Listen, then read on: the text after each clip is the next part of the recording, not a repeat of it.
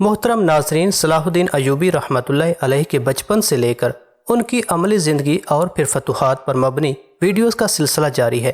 اگر آپ کو ہماری یہ کاوش پسند آ رہی ہے تو ہمارے چینل کو سبسکرائب کریں اور کمنٹس میں اپنی رائے کا اظہار ضرور کریں، اور اس کے علاوہ ہماری اس ویڈیو پر سب سے پہلے 1000 لائکس حاصل کرنے میں ہمارا ساتھ دیں۔ نیچے دیے گئے لائک اور سبسکرائب بٹن کو دباتے ہوئے ہماری یوٹیوب فیملی کا حصہ بن جائیے۔ یوسف صلاح الدین نے ان محافظوں کو طلب کیا جنہوں نے ایک فدائی کو خودکشی کرتے دیکھا تھا، اور بار بار وہ الفاظ دہرانے کے لیے کہا جو مرنے والے نے اپنی زبان سے ادا کیے تھے۔ ان الفاظ کو اچھی طرح ذہن نشین کر لینے کے بعد یوسف صلاح الدین فقیہ ضیاء الدین عیسیٰ کی خدمت میں حاضر ہوئے اور بڑے رازدارانہ انداز میں پورا واقعہ سنانے کے بعد خودکشی کرنے والے حملہ آور کے آخری الفاظ دہراتے ہوئے بولے، شیخ مجھے بتائیے کہ ان الفاظ کا کیا مفہوم ہے اور مرنے والے نے کس کو پکارا تھا۔ یوسف صلاح الدین کی گفتگو سن کر کچھ دیر کے لیے فقیہ ضیاء الدین کے چہرے پر خوف کا رنگ ابھر آیا اور وہ بہت زیادہ پریشان نظر آنے لگا۔ کیا ہوا شیخ؟ ضیاء الدین عیسیٰ کی یہ کیفیت دیکھ کر یوسف صلاح الدین بھی کچھ گھبرا سا گئے۔ وہ لعنت زدہ لوگ تم تک پہنچنے میں کامیاب ہو گئے تھے۔ فقیہ ضیاء الدین عیسیٰ نے بہت اداس لہجے میں کہا، اللہ ان دونوں جانثاروں کی مغفرت کرے جو تمہاری ڈھال بن گئے۔ اس کے بعد فقیہ ضیاء الدین عیسیٰ نے یوسف صلاح الدین کو حسن بن صبا، اس کی جنت اور فدائین کے بارے میں ساری تفصیلات بتا دیں۔ اس انکشاف پر یوسف صلاح الدین حیرت زدہ رہ گیا۔ اس کا مطلب ہے کہ مصر کی سرزمین پر حسن بن صبا کے پیروکار موجود ہے۔ یقیناً فقیہ ضیاء الدین عیسیٰ نے اسبات میں سر کو جنبش دیتے ہوئے کہا، یہ پرپیش سازش اور منظم حملہ اس بات کا کھلا ثبوت ہے، انہیں کوئی روکنے والا نہیں۔ یوسف صلاح الدین نے نفرت آمیز لہجے میں کہا، کون روکے؟ ایک بار پھر فقیہ ضیاء الدین عیسیٰ اداس ہو گئے تھے۔ یہاں ہر با اختیار شخص اپنی الگ جنت بنائے بیٹھا ہے اور مخلوق خدا گمراہی کے جہنم میں چلی جا رہی ہے۔ اب تم آیا ہو تو کچھ امید ہو چلی ہے کہ شاید یہ آگ بجھ جائے۔ انشاءاللہ ایک دن بدعقیدگی کی یہ دوزخ بجھے گی اور مخلوق خدا اس جنت کے راستے پر چل پڑے گی جس کا اہل ایمان سے وعدہ کیا گیا ہے۔ صلاح الدین نے انتہائی پرجوش لہجے میں کہا، کیا آپ اس سلسلے میں میری رہنمائی کر سکتے ہیں کہ یہاں حسن بن صبا کے ماننے والے کہاں کہاں رہتے ہیں اور ان کی جنتیں کہاں کہاں آباد ہیں؟ یہ لوگ بہت منظم ہیں، اس لیے زیر زمین رہتے ہیں۔ فقیہ ضیاء الدین عیسیٰ نے صلاح الدین کے سوال کا جواب دیتے ہوئے کہا، یہ لوگ بھی کھل کر سامنے نہیں آتے، اس قدر مصلحت پسند ہوتے ہیں کہ اپنی ضرورتوں کے مطابق عقیدہ بدلتے رہتے ہیں، اپنے فرقے کی طرف سے جاسوسی کرنے کے لیے ہماری صفوں میں بھی شامل ہو جاتے ہیں۔ انتہا یہ ہے کہ ہمارے ساتھ ہماری مسجدوں میں نمازیں بھی پڑھتے ہیں۔ کچھ اندازہ ہی نہیں ہوتا کہ ہمارے برابر کون کھڑا ہے، وہ باطنی ہے یا صحیح العقیدہ مسلمان۔ فقیہ ضیاء الدین عیسیٰ کی گفتگو سن کر صلاح الدین کے چہرے پر شدید مایوسی کے آثار جھلکنے لگے۔ اس طرح تو ہم زندگی بھر اسلام کے دشمنوں کا سراغ نہیں لگا سکتے۔ فقیہ ضیاء الدین عیسیٰ نے یوسف کے چہرے سے اس کی دل شکستگی کا اندازہ کر لیا تھا، اس لیے فوراً ہی انتہائی محبت آمیز لہجے میں حوصلہ دیتے ہوئے بولے، میرے روحانی فرزند اتنی جلد ہمت نہ ہارو، بس پوری سچائی سے ان کی تلاش جاری رکھو۔ اللہ اپنی لازوال طاقت کے ہر زاویہ اظہار پر قادر ہے، ایک دن وہ خود ہی پکاریں گے کہ ہم یہاں چھپے ہیں۔ میں بدگمانی اور تہمت رازی سے ڈرتا ہوں، لیکن مجھے یقین ہے کہ امیر ابو جعفر اور امیر علی ناصری باطنی فرقے سے تعلق رکھتے ہیں، مگر مشکل یہ ہے کہ باطنیوں میں بھی کئی فرقے ہیں، اس لیے میں نہیں جانتا کہ ابو جعفر اور علی ناصری کا تعلق حسن بن صبا کی جماعت سے ہے یا نہیں۔ یہ دونوں عمراء انتہائی زمانہ ساز اور فتنہ پرور ہیں، اگر ان کا بس چلے تو اپنی چھوٹی سی عمارت بچانے کے لیے سلیبیوں کو مصر پر حملہ کرنے کی دعوت دے دیں۔ ایک زمانے میں یہ دونوں غدار شاور کے ہمنوا تھے، مگر جب شاور کی گردش کا زمانہ شروع ہوا تو انہوں نے ہواؤں کا رخ پہچان کر اس کا ساتھ چھوڑ دیا اور بھرے دربار میں خلیفہ آزد کے پاؤں پکڑ کر اپنے گناہوں کی معافی مانگ لی۔ تم ہر حال میں ان دونوں کی حرکات و سکنات پر گہری نظر رکھنا، اور اگر کبھی یہ اپنی بات منوانے کے لیے قسم بھی کھا بیٹھیں تو ان کا ہرگز اعتبار نہ کرنا۔ فقیہ ضیاء الدین عیسیٰ سے طویل گفتگو کے باوجود حسن بن صبا کے ماننے والے گروہ کا پتہ تو نہیں چل سکا، مگر صلاح الدین پر امیر ابو جعفر اور امیر علی ناصری کی منافقانہ شخصیت بے نقاب ہو گئی۔ پھر یوسف نے تنہائی میں اپنے معتمد خاص امیر عزاء الدین سے مشورہ کیا۔ امیر عزاء الدین یوسف سے عمر میں بھی بڑا تھا اور بہت زیادہ سیاسی سوجھ بوجھ بھی رکھتا تھا۔ اس سنگین معاملے کے ہر پہلو پر طویل غور و فکر کے بعد اس نے یوسف کو مشورہ دیتے ہوئے کہا، میرے خیال میں ابو جعفر اور علی ناصری کو آزمانے کا یہی ایک طریقہ ہے کہ مرنے والوں کو ان کے آدمی ثابت کر دیا جائے۔ ہم یہ بات کس طرح ثابت کر سکتے ہیں جب حملہ آوروں میں سے کوئی بھی زندہ نہیں بچا ہے؟ یوسف صلاح الدین نے بڑے تعجب کے ساتھ سوال کیا۔ ان دونوں کے نام فرمان جاری کیا جائے کہ وہ قصر وزارت آ کر اپنے آدمیوں کی لاشیں لے جائیں۔ امیر عزاء الدین نے اپنی بات کی وضاحت کرتے ہوئے کہا، اگر ابو جعفر اور علی ناصری لاشیں دیکھ کر گھبرا جاتے ہیں تو انہیں فوراً گرفتار کر لیا جائے، پھر ہم اپنی تحقیق کا سلسلہ آگے بڑھا سکتے ہیں۔ یہ ایک نہایت گہری چال تھی جسے یوسف صلاح الدین نے آزمانے کا فیصلہ کر لیا۔ باربک ابو جعفر اور علی ناصری کو اپنے آدمیوں کے مارے جانے کا نہایت قلق تھا کہ وہ ساحل کے قریب پہنچ گئے تھے، مگر اچانک ایک تند و تیز موج نے انہیں غرق کر دیا تھا۔ اس غم کے ساتھ انہیں ایک خوشی بھی تھی کہ وہ سب کے سب مارے گئے تھے۔ اگر ان میں سے کوئی زندہ بچ جاتا تو یہ خوفناک راز فاش ہونے کا اندیشہ تھا، جس کے نتیجے میں باربک ابو جعفر اور علی ناصری کی زندگیوں کو بھی خطرہ لاحق ہو سکتا تھا۔ پھر جب امیر عزاء الدین کے ذریعے ابو جعفر اور علی ناصری کو یوسف کا فرمان پہنچا تو کچھ دیر کے لیے ان دونوں کا رنگ فک ہو گیا۔ پھر انہوں نے بڑی مشکل سے اپنے بکھرتے ہوئے اعصاب پر قابو پایا اور امیر عزاء الدین کو سخت لہجے میں مخاطب کرتے ہوئے کہا، تمہیں یہ جرأت کیسے ہوئی کہ تم ہم جیسے شرفاء پر اس طرح الزام تراشی کرو؟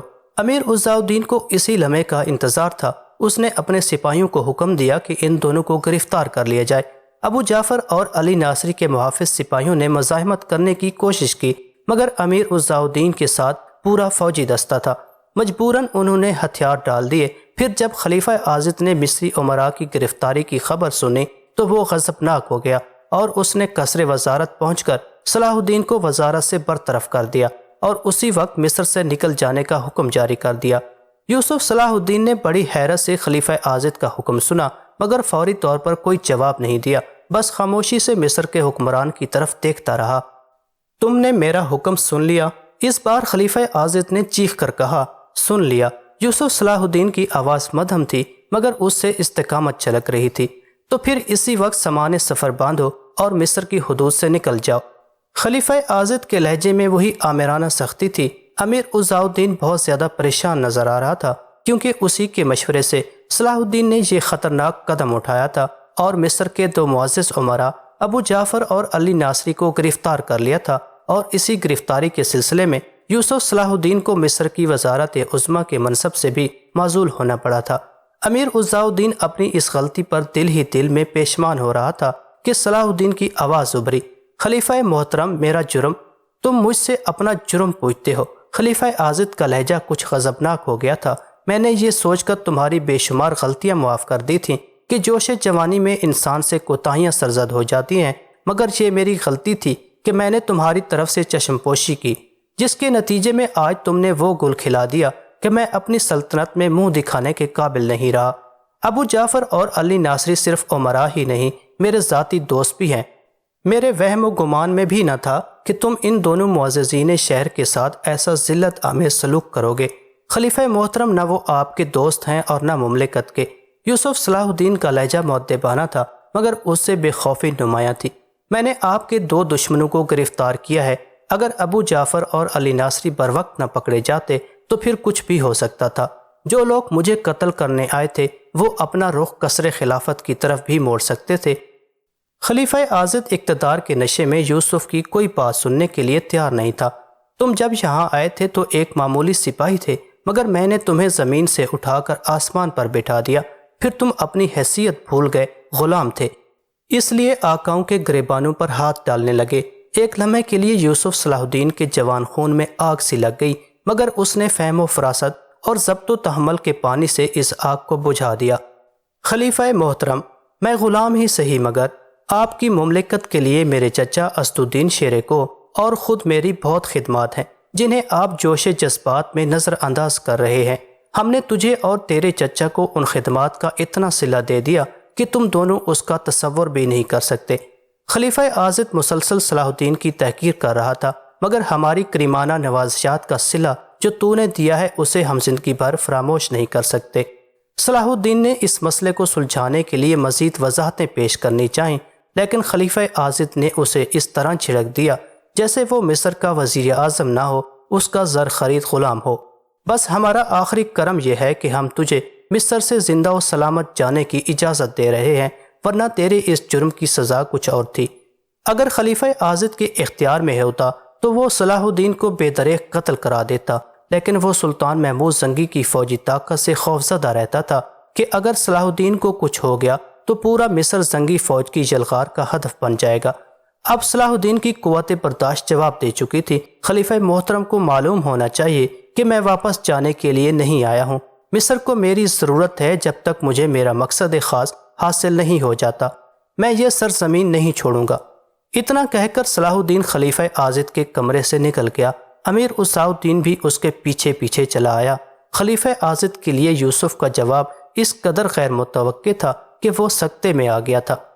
پھر جب اس کی یہ کیفیت زائل ہوئی تو وہ شدت غضب سے کانپنے لگا۔ آخر ایک غلام کس بنیاد پر اپنے آقا کی نافرمانی کر رہا ہے؟ خلیفہ عاضد نے خود سے سوال کیا۔ پھر اس نے اپنے محافظ دستے کے فوجیوں کو طلب کرتے ہوئے حکم دیا، یوسف کو اسی وقت گرفتار کر کے ہمارے حضور میں پیش کیا جائے۔ خلیفۃ المسلمین، ہم سب آپ کے حکم کی تکمیل سے قاصر ہیں، بیک زبان کئی سپاہیوں نے جواب دیتے ہوئے کہا۔ کیا تمہارا کوئی اور آقا ہے کہ جس کے فرمان پر تم عمل کر رہے ہو؟ خلیفہ عاضد نے شدید طیش کے عالم میں اپنے ہی محافظ سپاہیوں کو مخاطب کرتے ہوئے کہا، ہمارا آقا تو صرف اللہ ہے۔ ایک سپاہی نے انتہائی اثر انگیز لہجے میں کہا، آپ صرف ہمارے حکمران ہیں، مگر ہماری شمشیریں یوسف کے حکم کی تابع ہیں۔ ایک لمحے میں خلیفہ عاضد پر ساری صورتحال واضح ہو چکی تھی۔ اس نے فوراً ہی تمام محافظوں کو اپنے کمرے سے چلے جانے کا حکم دیا۔ پھر جب آخری سپاہی بھی خلیفہ کی آنکھوں سے اوجھل ہو گیا تو اس نے کمرے کا دروازہ بند کر لیا، پھر ایک جام لبریز کیا اور اسے حلق سے نیچے اتار لیا۔ خلیفہ عاضد کے نزدیک اپنے غصے کی آگ کو ٹھنڈا کرنے کا یہی ایک طریقہ تھا۔ کچھ دیر بعد مشروب نے اپنا اثر دکھانا شروع کر دیا، یہاں تک کہ اعصاب کا تناؤ کم ہونے لگا۔ اب خلیفہ عاضد میں قدر سکون سے صورتحال کا جائزہ لینے لگا۔ ذاتی محافظوں کے انکار نے ثابت کر دیا تھا کہ صلاح الدین نے اس کے گرد اپنے فرما بردار سپاہیوں کا حصار کھینچ دیا ہے۔ اگرچہ ہے یہ حقیقت تھی کہ خلیفہ عاضد کے محافظ سپاہیوں میں شاور کے جاسوس موجود تھے، جنہیں یوسف صلاح الدین نے بڑی ذہانت کے ساتھ محل سے باہر نکال پھینکا تھا، لیکن موجودہ صورتحال میں خلیفہ عاضد محافظوں کی تبدیلی کو بھی یوسف صلاح الدین کی ایک شاطرانہ چال سمجھ رہا تھا۔ پھر یکایک خلیفہ عاضد کے کانوں میں صلاح الدین کے وہ الفاظ گونجنے لگے جو اس نے کمرے سے نکلتے ہوئے کہے تھے، جب تک میرا مقصد خاص مجھے حاصل نہیں ہو جاتا میں یہ سرزمین نہیں چھوڑوں گا۔ ان الفاظ کی بازگشت نے ایک بار پھر خلیفہ عاضد کی غصے کی آگ کو بھڑکا دیا تھا۔ اس غلام کا مقصد خاص اور کیا ہو سکتا ہے کہ وہ اپنے آقا کی سلطنت پر قبضہ کر لے؟ خلیفہ عاضد نے خود کلامی کے انداز میں کہا، مگر یہ کیسے ممکن ہے؟ یوسف کے 2000 سپاہی پوری مصری فوج کا مقابلہ کس طرح کر سکتے ہیں؟ اس خیال کے آتے ہی خلیفہ عاضد نے ایک اور منصوبہ تراش لیا۔ پہلے اپنے 2000 محافظوں کو قتل کرا دیا جائے، پھر صلاح الدین کو گرفتار کر کے زندان میں ڈال دیا جائے۔ اس خیال کے آتے ہی خلیفہ عاضد کا بے قرار دل ٹھہر سا گیا۔ پھر خلیفہ عاضد نے مصری افواج کے سالار عبداللہ کرشی کو خلوت میں طلب کر کے انتہائی ناگوار لہجے میں کہا، میں محسوس کر رہا ہوں کہ مصری افواج سو رہی ہیں۔ عبداللہ کرشی نے حیرت سے خلیفہ عاضد کی طرف دیکھا اور سپاہیانہ لہجے میں کہا، آج سے زیادہ ہماری افواج بھی ہوشیار نہیں رہی۔ ہر سپاہی جاگ رہا ہے اور ہر مورچہ مضبوط ہے۔ کیسی بیداری ہے اور کیسی مضبوطی ہے کہ مصر کے 2 معزز ترین امراء ابو جعفر اور علی ناصری کو میری اجازت کے بغیر زندان کے حوالے کر دیا گیا۔ خلیفہ عاضد نے اپنے سپاہ سالار کو ڈانٹتے ہوئے کہا، ان دونوں کا جرم ثابت ہو چکا ہے، وہ ملک و ملت کے دشمن ہیں۔ عبداللہ کرشی نے نہایت بہباکانہ لہجے میں کہا، ہمارے پاس اتنا وقت نہیں تھا کہ آپ کو اطلاع دیتے، پھر بحث مباحثہ کرتے، اس کے بعد ابو جعفر اور علی ناصری کو گرفتار کرنے کی اجازت لیتے۔ عبداللہ کرشی کا جواب سن کر خلیفہ عاضد کے دل و دماغ چل اٹھے اور وہ چیخ کر بولا، کیا تم اپنے فیصلے کرنے میں آزاد ہو؟ خلیفہ محترم، یہ ہماری مجبوری ہے۔ عبداللہ کرشی کا لہجہ نرم تھا، کون تمہیں مجبور کر رہا ہے؟ خلیفہ عاضد اور زور سے چیخا، کیا تمہیں ایسا کرنے کے لیے صلاح الدین نے مجبور کیا ہے؟ وہ ملک و ملت کے وفادار ہیں۔ عبداللہ کرشی نے مبہم جواب دیا، وہ کھل کر بات کرنا نہیں چاہتا تھا کہ سیاسی صورتحال کا یہی تقاضا تھا۔ تمہیں معلوم ہونا چاہیے کہ میں یوسف کو برطرف کر چکا ہوں۔ خلیفہ عاضد نے انتہائی سخت لہجے میں کہا، اسے فوری طور پر مصر کی حدود سے نکال دو اور وہ سرکشی کرے تو اسے زنداں کے حوالے کر دو۔ بات بہت آگے بڑھ چکی تھی، مجبوراً سالار عبداللہ کرشی کو بھی واضح الفاظ میں جواب دینا پڑا۔ خلیفہ محترم، آپ کے اس حکم کی تکمیل نہیں کی جا سکتی۔ میری درخواست ہے کہ آئندہ بھی ایسے احکام جاری کرنے سے گریز کریں، ورنہ یہ صورتحال آپ کی صحت کے لیے بھی نقصان دہ ثابت ہو سکتی ہے۔ یہ کہہ کر سالار عبداللہ کرشی خلیفہ مصر کے خصوصی کمرے سے نکل گئے۔ خلیفہ عاضد چند لمحوں تک تو سکتے کی حالت میں رہا، پھر پوری طاقت سے چیخا، کیا تم نمک حرام لوگ مجھے قتل کر ڈالو گے؟ اس چیخ کا خلیفہ عاضد کے دل پر بہت برا اثر پڑا اور وہ بے ہوش ہو کر گر گیا۔ مصر کے تمام شاہی طبیب خلیفہ عاضد کے گرد جمع ہو گئے تھے۔ ہر زاویے سے تشخیص کی گئی، پھر تمام طبیبوں نے مصر کے حکمران کو ایک ہی مشورہ دیتے ہوئے کہا، آپ خود کو تمام فکروں سے دور رکھیں، ورنہ کسی بھی وقت دل و دماغ پر برا اثر پڑ سکتا ہے۔ طبیبوں کے جانے کے بعد خلیفہ عاضد نے خود کلامی کے انداز میں کہا، کسی کو کیا بتاؤں کہ مجھے کیا فکر ہے؟ زندہ ہوں مگر مجھ سے زندگی چھینی جا چکی ہے۔ میں دنیا کی نظروں میں مطلق العنان حاکم ہوں، مگر میرا ہر فرمان بے اثر ہے۔ خلیفہ عاضد کے لہجے سے اس قدر مایوسی جھلک رہی تھی کہ آخر وہ اپنی بے کسی پر رونے لگا۔ مصر افواج کے سپہ سالار عبداللہ کرشی نے خلیفہ عاضد سے ہونے والی گفتگو بے کم و کاست یوسف صلاح الدین کو منتقل کر دی تھی۔ اس خصوصی نشست میں امیر عزاء الدین بھی شریک تھے۔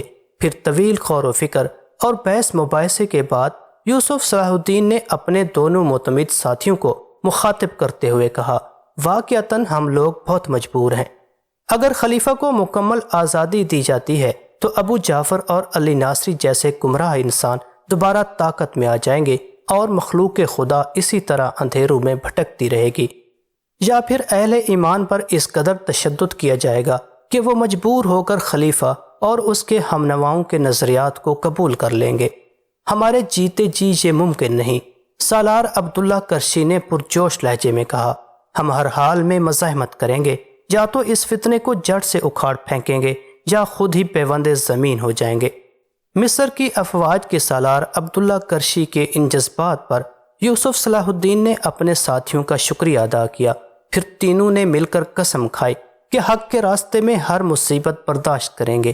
اس کے بعد یوسف صلاح الدین سالار عبداللہ کرشی اور امیر عزاء الدین خلیفہ عاضد کی عیادت کو حاضر ہوئے۔ یوسف صلاح الدین نے پرزور الفاظ میں یقین دلاتے ہوئے کہا، آپ کو ہم لوگوں کی طرف سے بدگمان نہیں ہونا چاہیے، نہ آپ کی عزت کو کسی قسم کا خطرہ ہے اور نہ آپ کی جان کو۔ بس ہمیں خاموشی سے ان فتنہ گروں کے خلاف کارروائی کرنے دیں جن سے ملک و ملت دونوں کو سنگین خطرہ لاحق ہے۔ خلیفہ عاضد نے تینوں کا رسمی شکریہ ادا کیا اور یہ تاثر دینے کی کوشش کی کہ اس کا دل ان کی طرف سے صاف ہے، مگر حقیقتاً ایسا نہیں تھا۔ خلیفہ عاضد نے جبراً اپنے ہونٹوں پر مسکراہٹ سجائی تھی، مگر اس کے دل میں نفرت کا آتش فشاں دہک رہا تھا۔ اس وقت بھی اس کا شاطرانہ ذہن ان تینوں کے خلاف کوئی نیا منصوبہ بنا رہا تھا۔